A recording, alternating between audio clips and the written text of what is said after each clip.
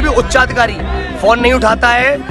और वहाँ पूरे विद्युत उपकेंद्र राधिका विहार फेज 2 में एक भी कर्मचारी नहीं था, एक भी कर्मचारी नहीं था। दूसरा, रात में आप देख रहे हैं गर्मी का क्या आलम है। 45-50 डिग्री में भी हमारे बड़े बुजुर्ग, हमारे बच्चे, नवजात शिशु भी इस समय परेशान है।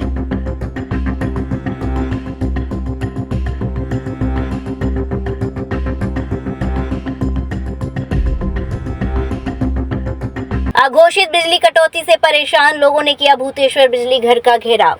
बढ़ती गर्मी में अघोषित बिजली कटौती ने लोगों का जीना दुश्वार कर रखा है। शनिवार की देर रात को अचानक गई बिजली से परेशान बीएसए क्षेत्र के स्थानीय लोगों का गुस्सा फूट पड़ा और दर्जनों की संख्या में एकत्रित होकर उपभोक्ता भूतेश्वर स्थित बिजली घर पर आ धमके और जमकर बिजली विभाग के खिलाफ नारेबाजी की। देर रात हंगामे को देखते हुए बिजली घर पर स्थानीय पुलिस मौके पर पहुंची और आक्रोशित उपभोक्ताओं को समझाने का प्रयास किया। आक्रोशित उपभोक्ताओं ने अपनी समस्या बताते हुए कहा कि 24 घंटे में 12 घंटे भी बिजली नहीं दी जा रही है। बिजली से संबंधित सूचना प्राप्त करने के लिए कोई भी दूरभाष नंबर नहीं उठाता। अगर अधिकारियों से संपर्क किया जाता है तो कोई संतुष्टिपूर्ण जवाब नहीं मिलता। बिजली घर के कार्यालय पर ताला लटका हुआ दिखाई देता है। भैया, सबसे पहले तो आपकी अभी न्यूज चैनल का बहुत बहुत धन्यवाद, जिन्होंने रात में आके हमारी यहाँ जन समस्या को सुनने का कष्ट किया। आपके चैनल के माध्यम से हम वरिष्ठ अधिकारी जो भी बिजली विभाग के हैं या जो भी जिला प्रशासन के हैं, उनको ये समस्या से अवगत कराना चाहते हैं कि हमारे राधिका विहार बिजली फीडर और कृष्णानगर बिजली फीडर से जितने भी पोषित कॉलोनी और मोहल्ले हैं, जिनमें के पिछले 3 महीने से ये समस्या बनी हुई है कि आए दिन तो ट्रिपिंग होती है। ट्रिपिंग दिन में कम से कम 10 से 20 बार होती है, जिससे वोल्टेज घटते और बढ़ते हैं, जिससे घर के निजी उपकरण खराब होने की समस्या होती है। बिजली फ्लक्चुएशन के कारण बिजली के विभाग बिल में भी हमारी बढ़ोतरी होती है।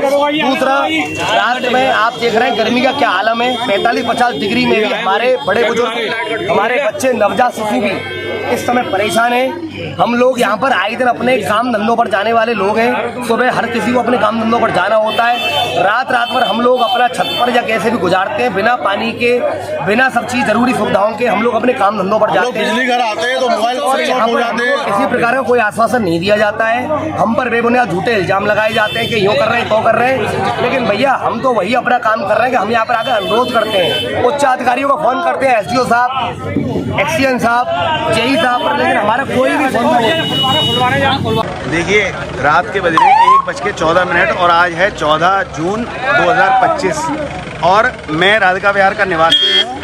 राधिका विहार फेज 1 में रहता हूँ और मेरे दिल्ली से आए दोस्त के साथ उसको हमने कहा घर में अभी लाइट नहीं है, हम बाज़ार से आए थे, तो मैंने कहा चलो हम फेज़ 2 की तरफ घूमने चलते हैं, जो हम अक्सर कभी कभार चले जाते हैं। वहाँ गए, हमने बहुत सारी भीड़ देखी तो हम बिजली घर की तरफ गए। मैंने अपने आप ही बोला कि चलो हम एक बार बिजली घर पता कर लेते हैं। बिजली घर जब हम गए, देखा ऑलरेडी सैकड़ों लोग वहाँ पर गाड़ियाँ लेके आए हुए थे, परेशान थे। उनमें से बहुत से लोग आप अभी भी देख सकते हैं जिन्होंने ऊपर कपड़े तक नहीं पहने थे गर्मी की वजह से। छोटे छोटे बच्चे परेशान हो रहे थे। और वहाँ पूरे विद्युत उपकेंद्र राधिका विहार फेज 2 में एक भी कर्मचारी नहीं था, एक भी कर्मचारी नहीं था। सिर्फ एक कर्मचारी थे और मैंने फेसबुक पर मैंने उसका डाला है, ट्विटर पर भी डाला है, मैं उनका नाम मिस कर रहा हूँ। वो एक प्राइवेट कर्मचारी थे, 4th श्रेणी के थे, जिनकी कोई जिम्मेदारी नहीं हो सकती, जिन पर कोई जवाब नहीं हो सकता पब्लिक के सवालों का। वहाँ से लोग बाहर आए सौंग रोड पर, लोगों ने सोचा कि हम सौंग रोड जाम करते हैं। भैया एक मिनट, तो सौंग रोड को इस समय खाली रोड को जाम करने का कोई मतलब नहीं था। तो फिर वहाँ लोगों की सलाह हुई कि चलिए हम कृष्णानगर चलते हैं, क्योंकि यहाँ जो धनाढ्य वर्ग है वो राधापुरम एस्टेट साइड रहता है, उस तरफ की बिजली नहीं जाती है। कृष्णानगर में भी बहुत सारे बड़े लोग जहाँ रहते हैं और ये यहाँ की ही समस्या नहीं है, सभी जगह की समस्या है। धनाढ्य वर्ग हो, अधिकारी वर्ग हो, नेता वर्ग हो, इनको जो समर्थ लोग हैं इनको कभी भी किसी तरह की समस्या नहीं आएगी, चाहे सड़क की हो, चाहे बिजली की हो, चाहे पानी की हो। उन्हें जनता से कोई मतलब नहीं है। लेकिन यहाँ मैं जनता को भी जिम्मेदार ठहराता हूँ, लेकिन अपनी बात बाद में करूँगा। इस बात को कहूँगा कि पब्लिक आई, यहाँ विद्युत उपकेंद्र सारे आए, यहाँ भी ताला लगा हुआ था और यहाँ 1-2 कर्मचारी थे जो कि अंदर बंद करके अपने आराम से सो रहे थे। आप अभी भी जाके देख सकते हैं, मैंने भी वीडियो बनाया था, फेसबुक पे डाला है। 2 पंखे शेड के नीचे फालतू चल रहे हैं अभी भी, और वहाँ जनता परेशान हुई है। अभी मुझे रास्ते में हल्दीराम के यहाँ पर 2 महिलाएं मिली बेचारी, जो नंगे पैर सड़क पर परेशान घूम रही थी, क्योंकि उनके घर में सुबह से लाइट बार जा रही है। बच्चा, छोटा सा दूध मुहा बच्चा है, दूध फट चुका है, समस्या है, उसकी माँ बीमार है।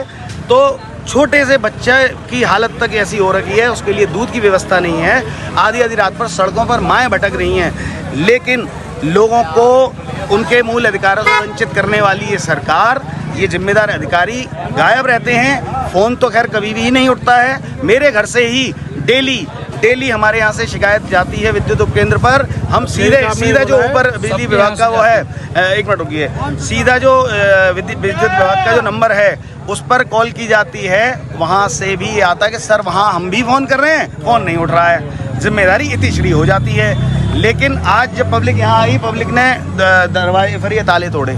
पब्लिक क्या करे अपने क्रोध का। और दूसरी बात, ये बहुत ही दुख की बात है कि हमारे यहाँ की जो हमारी जनता है, हमारे भाई लोग हैं, इन सबको इतना बांट रखा है। आईपीएल के लिए, हिंदू के लिए, मुसलमान के लिए, गौ रक्षा के लिए, कॉरिडोर के लिए, जो बेवकूफ़ी की चीज़ें हैं उनके लिए जनता को बांट रखा है। और जनता बट रही है, आनंद ले रही है। तीन बार से आप एक ऐसी महिला को अपने यहाँ की सांसद बना रहे हैं जो हिंदू धर्म की बात करती है, जिसने खुद एक शादीशुदा मर्द से 4 बच्चों के बाप से शादी करने के लिए उसने मुस्लिम धर्म अपनाया था। उस औरत को आप अपनी सांसद चुनते हैं तो आपसे बड़ा मूर्ख कोई नहीं है, और आपको उस मूर्खता का खामियाजा भुगतना पड़ रहा है। समाधान नहीं हुआ तो आपके द्वारा क्या कुछ कार्रवाई? देखिए, समाधान एक ही है, जनता को एकजुट होना पड़ेगा। जब तक जनता एकजुट नहीं होगी, इसका समाधान, देखिए इसका एक ही समाधान होना है और उसके अलावा कुछ नहीं होगा, वरना कुछ नहीं है। अभी हम सब जैसे गॉसिपिंग अलग अलग गुट बना के कर रहे हैं ना, सड़कों पर हल्ला मचाएंगे। कोई कह रहा है ट्रांसफार्मर में आग लगा दो, ये कर दो, वो कर दो। आपने पेड़ नहीं छोड़े हैं जो आग लगाने के बाद पेड़ के नीचे जाके अपने बच्चों को लेकर बैठ जाओगे। तो ज़रूरी है कि जनता एक हो, थोड़ा इस बुद्धि का इस्तेमाल करे, अपने मूल अधिकारों के लिए जागे और जो जिम्मेदार अधिकारी हैं उनको पकड़े। चाहे वो विद्युत विभाग के अधिकारी हों, चाहे डीएम हो, एसएसपी हों, जो भी अधिकारी हैं उनको पकड़ा जाए, जो नेता हैं उनको पकड़ा जाए।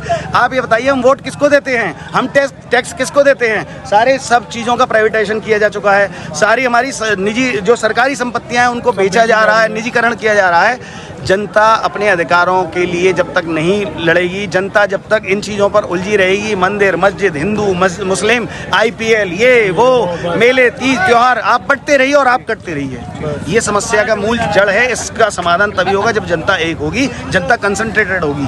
सिम्स है तो मुमकिन है अब हर बीमारी का इलाज। सिम्स मथुरा का एकमात्र ऐसा चिकित्सा क्षेत्र जहां आपको मिलेंगी भरपूर सुविधाएं।